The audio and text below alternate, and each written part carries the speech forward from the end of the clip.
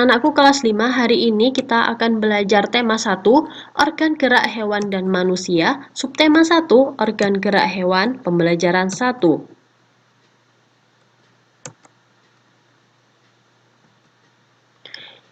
Muatan materi hari ini yaitu IPA dan Bahasa Indonesia. IPA kita akan belajar alat gerak dan fungsinya pada hewan dan manusia. Untuk Bahasa Indonesia kita akan belajar menentukan pokok pikiran dalam teks lisan dan tulis. Pak, lucu ya, kelinci-kelinci itu bulunya tebal dan gerak-geriknya lincah. Kenapa kelinci bisa meloncat dan berlari dengan lincah seperti itu ya? Benar, kelinci dapat bergerak lincah karena didukung oleh organ-organ geraknya. Pada dasarnya, organ gerak kelinci serta hewan lainnya hampir sama dengan organ gerak manusia. Tanpa organ gerak, kita tidak bisa melakukan kegiatan apapun.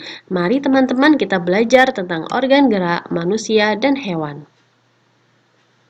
Ayo kita baca bacaan yang berjudul Organ Gerak Manusia dan Hewan. Ini ada di buku tema 1 halaman 3.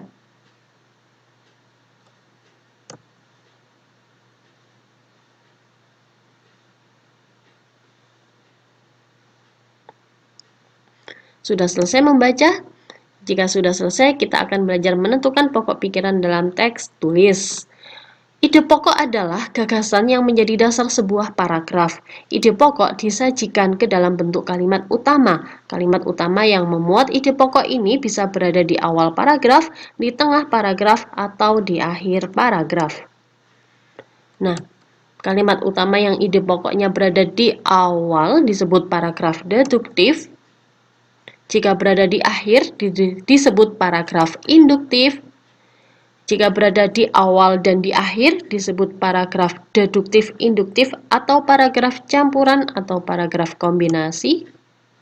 Jika berada di tengah disebut paragraf ineratif. Ini adalah paragraf pertama. Salah satu ciri dari makhluk hidup adalah bergerak. Secara umum, gerak dapat diartikan berpindah tempat atau perubahan posisi sebagian atau seluruh bagian dari tubuh. Makhluk hidup akan bergerak apabila ada rangsangan yang mengenai sebagian atau seluruh bagian tubuhnya. Mari kita tentukan ide pokoknya ada pada awal paragraf.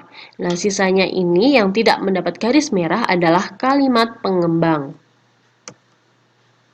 Next, kita bahas pada paragraf 4. Tulang disebut alat gerak pasif karena tulang tidak dapat bergerak dengan sendirinya.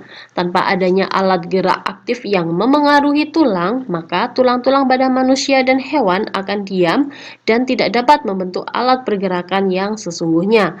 Walaupun merupakan alat gerak pasif, akan tetapi tulang mempunyai peranan yang besar dalam sistem gerak manusia dan hewan.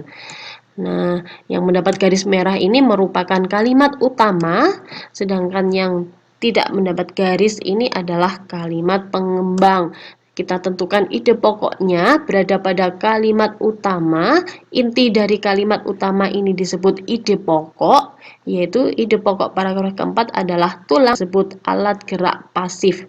Ini ide pokoknya, sedangkan dari awal sampai titik ini adalah kalimat utama. Paham kan anak-anak?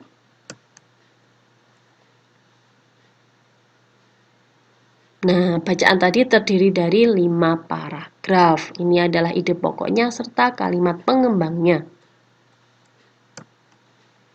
Jadi, pembelajaran hari ini adalah alat gerak manusia dan hewan memiliki kesamaan yaitu tulang dan otot. Otot merupakan alat gerak pasif.